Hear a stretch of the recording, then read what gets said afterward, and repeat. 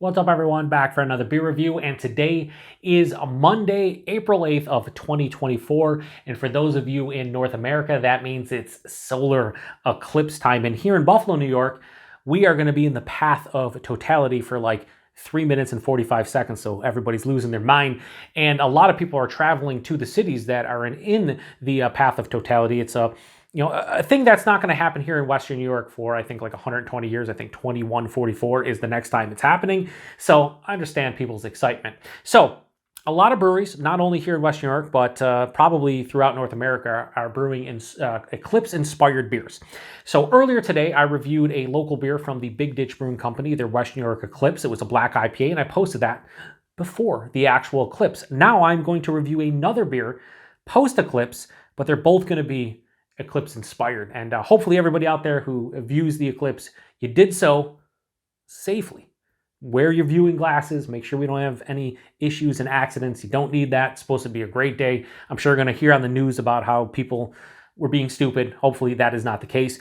So that beer earlier was a Black IPA, and the beer now that I'm reviewing is also Black IPA. So the beer I'm reviewing right now comes from Lawson's Finest Liquids, and they are out of Waitsfield, Vermont, and this is the Path of Totality. So this is a Black IPA with Eclipse hops. It comes in at 7.5% alcohol by volume. No IBUs listed. Time of review, this can is just over 2 weeks old. So the cool thing about both of the beers I reviewed today, the Big Ditch Western New York Eclipse and this, is that they're super fresh. The one earlier today, 4 days old. This just over 2 weeks old. This is actually like 15 days old, which is crazy. So they're using Eclipse hops, which I think is awesome. I mean, it fits the bill, right? They have a spiel here on the side that we'll read at the end of the review, but this is 7.5%. The one I reviewed earlier was 6.5. So I'm kind of curious to see how these two stack up. And I'm actually reviewing these both in the same day. And obviously I'm posting them the same day. Don't review 2 beers a day all that often, but I thought it made sense to do so today, considering they're the same style. It's Eclipse themed, the whole night. So let's give it a pour here into the glass. And this, despite being only 1% higher, definitely looks a little bit more thick and viscous compared to the Big Dish one. We'll see if that's the case or not. I don't know. Just based off the look. And I want to see... Yeah, and it tastes different. I mean, duh, Joe. They're 2 different beers. But again, same style, 1% higher. I just didn't think it would be that big of a difference based off that first taste. It might be. Now, that looks beautiful. That has like a finger, maybe a touch over a finger of this beautiful brown colored head. Very creamy looking. That just looks beautiful at the top. Very, very creamy looking. And yeah, it just looks like if it dissipates to a thin film, it's going to look like the hot chocolate you would get, the film on top of a hot chocolate. That's kind of what it looks like. Hold it up to the light. Yeah, kind of like the other one. It's going to look black on camera. In person, more of a dark brown, kind of a root beer look, lighter, a brown color at the bottom. Can't see through it. Murky turbid. It's a Black IPA. What the fuck do I expect? Anyway, nose.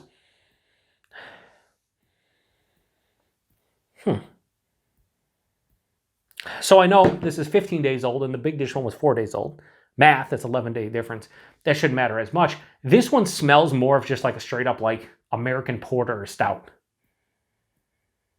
It's sweeter smelling. It has like, again, roasty, toasty kind of malt quality, but it has a sweeter, like dark chocolate, caramel and toffee, a little bit of coffee, but it's sweeter. There's a touch of citrus in here, kind of like an orange or a tangerine, but again, it's like sweet OJ. There's a touch of a pine, bit of a pine. Okay, now it's starting to open up a little bit, and it's other things are happening. That nice swirl just kind of gave me that sprucey kind of almost, again, like pine minty kind of character. It's floral, it's earthy. Yeah, I mean, there's citrus and pine you get from the hops, from the Eclipse hops, along with like this sprucey, minty kind of character. Shout out to Sun Pump, doing his job. But I feel like the malt character is a little bit more robust. I will say it. And in that Big Ditch review, and I said that, I don't anticipate everyone's going to watch both reviews, but I'm not a huge Black IPA guy. Like, I don't love Black IPAs. I never have, probably never will. However, the Big Ditch one, it did smell appropriate. It smelled like what it's kind of be a hybrid of a dark ale and a hybrid of an IPA, and you smash them together and you get the best of both worlds. This one's coming off more of like a slightly hopped up, or I wouldn't say hop forward, but slightly hoppy kind of porter stout. That's 7.5%, which is not, as far as like Black IPA / Cascadian Dark Ales go, that's not what it's supposed to be. However, it doesn't smell bad. It smells actually pretty fucking good. I just don't know in the nose if it's true to style. That's why we taste it. So let's get into it. Cheers, everybody. Hopefully you had a great viewing experience today. And again, everybody's safe and sound. Cheers.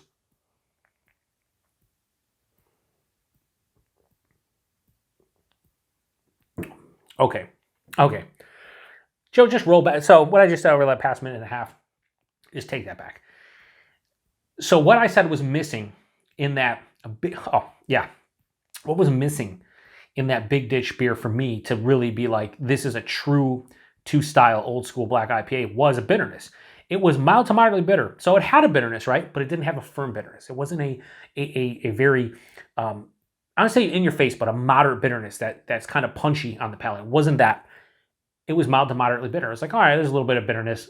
The dryness was a little bit more what I would like out of it if you're going to have the bitterness like that. But my preference with that beer was like dial back the dryness and up the bitterness. That's what this beer has done. However, a bit different because I think I like the flavors from the Big Dish one more off of first sip. Let's go with the second one and see.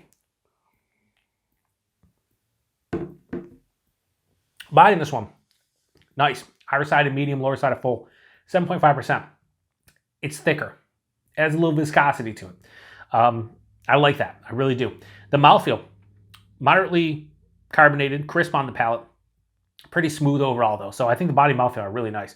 The taste, this one is definitely more bitter as a whole. And there's more from the malt character. It's funny. A lot of times, if you watch my reviews, a lot of times I'll say, oh yeah, the nose carried over to X%. A lot of times I'll say 70, 80, 90%. Or I'll say it carried over to a T. Not in this case. The nose carried over, but with a lot of other things going on. So like it didn't really carry over as much as I was expecting it to carry over. Because I was a little bit disappointed in the nose in terms of like, doesn't smell like there's going to be a good bitterness. Like the pine or the hop character is just a little bit noticeable. No, the taste is definitely where it's at. So up front, there is a lot of sweet malt character. It's roasty, it's toasty, but it's sweet dark chocolate, caramel, and toffee. However, right at the beginning of the palate, like right after that sweetness hits from the malt, there is a big blast of citrus for me. And there's, again, piffy, rindy orange, grapefruit, tangerine, citrus heavy. There's even a little bit of like underripened like peach or nectarine or something like that. As it carries on, like a coffee roast hits halfway through the palate. That intertwines with this like resinous pine, earthy, kind of sprucey character that carries on the back of the palate. This finishes with a nice resinous pine character, a little bit of that spruce character, again, a touch of mintiness. But the beautiful thing here is there is a firm bitterness. This is moderately bitter, maybe even a touch over. There's a firm resinous kind of pine bitterness on the back of my palate. It is semi to full on dry as well. So this is actually sweeter than the Big Dish one from the malt character at the forefront, but it's also way more bitter and dry in comparison. So this is very balanced. It's a tale of two beers from the first half of the palate to the second, but it's done extremely well. And this is what I think more like true to style Black IPA drinkers would enjoy in my personal opinion. And trust me, I want to sit here and say that Western New York Eclipse from Big Dish was better than this beer because they're a local brewery. I really like Big Dish. I think they're one of the most consistent breweries in Buffalo, New York. However, I'm always honest on my channel, and I would say, as I continue to drink this is the better beer. From a stylistic standpoint and from an enjoyment standpoint. Like, I'm really digging this one. I'm really happy what they did with that Western New York Eclipse. They should not be, they should be happy with the quality of that beer, and I thought it was a really good beer. But this is just more what I'm looking for if I'm grabbing a Black IPA, and this kind of just fits the bill a little bit more, so to speak. 7.5%. This has nice warming in the chest, just like the Western New York Eclipse did. Nothing out of the palate. But I think the difference between this and the Western New York Eclipse, and the reason, again, I'm comparing them, I don't review a lot of Black IPAs. I think this is like the fourth Black IPA. These two beers today were, I think I've reviewed two other Black IPAs on the channel over the years. Yeah, a lot of places don't release Black IPAs. I don't drink a ton of them. So I'm posting both these on the same day. I just drank the Western New York Eclipse beer. I actually feel like, because I drank it like I don't know, like an hour and a half ago. I'm not gonna bullshit you. I didn't do straight back to back, but like close enough where I'm a lightweight nowadays, so I'm kind of like, a little bit feeling it. But I'm just doing a comparison in my mind because of I posted it earlier.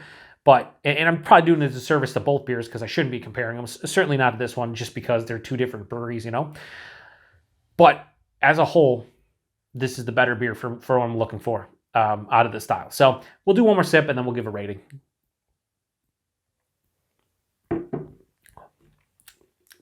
This is really tasty. Like real tasty. This might be the highest fucking... Nah, probably not, because the Wookiee Jack I mentioned in the earlier review, that's my favorite Black IPA, but it's an Imperial Black IPA with rye. So it's kind of a cheat because I love rye and you imperialize it and everything.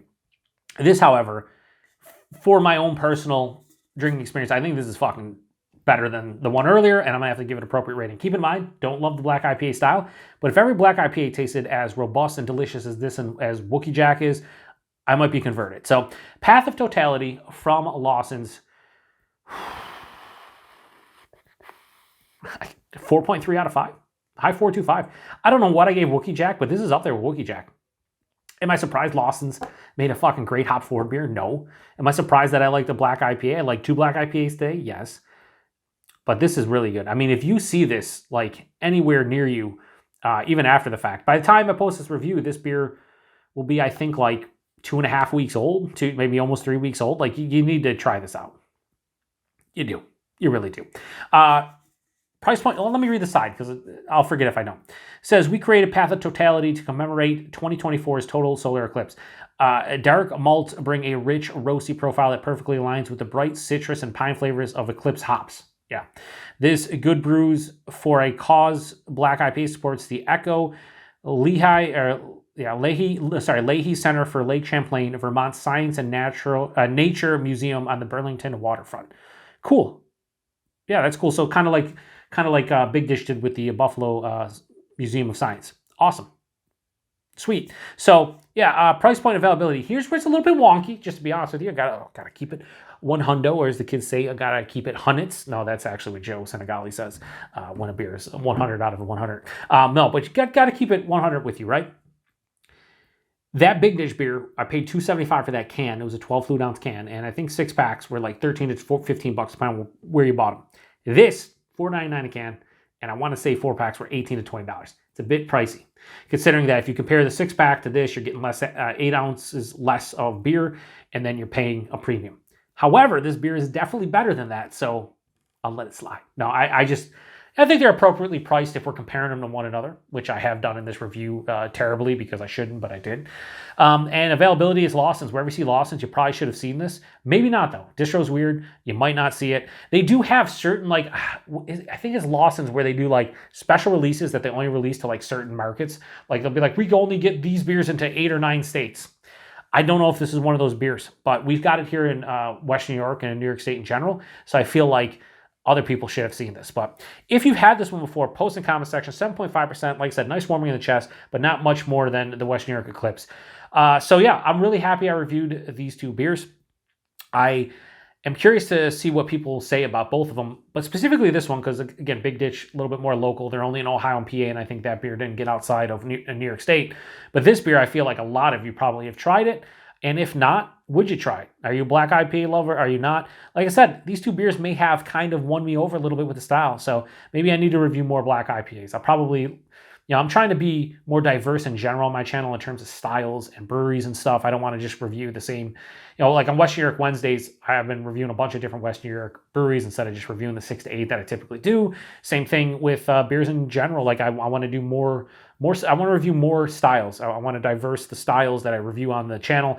And I think this is a good kind of beginning of that this year especially. So anyway, I'm going to shut this one down. Like I said, hopefully everybody had a great viewing experience of the total solar eclipse today.